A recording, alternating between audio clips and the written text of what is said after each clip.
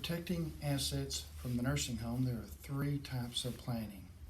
The second type of planning is a Rehab 1, 2, 3 plan. Most people that go to a hospital for 3 or 4 days and then go to a nursing home to rehab want to get home back into their own bed and living situation as quickly as possible. But there's a golden opportunity while you are in rehab to perhaps protect all your assets in the next 1, 2, or 3 years. Typically, in pre-planning, it takes planning and waiting 5 years. Here, we're going to plan while you are in rehab before you go home to protect everything perhaps in 1, 2, or 3 years. The way that this works is we set up an irrevocable asset protection trust.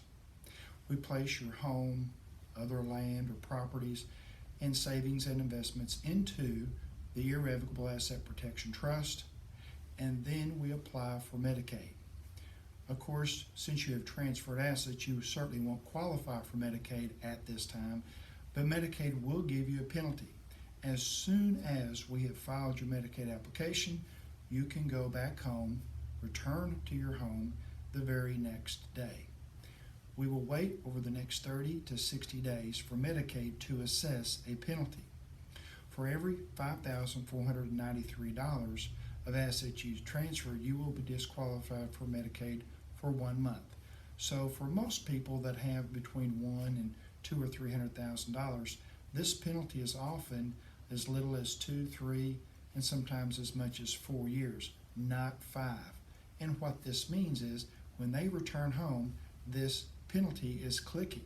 So instead of waiting 5 years to be Medicaid eligible and waiting 5 years for all your assets to be protected from the nursing home, in most cases, for most of my clients, all their assets are protected in 1, 2, or 3 years.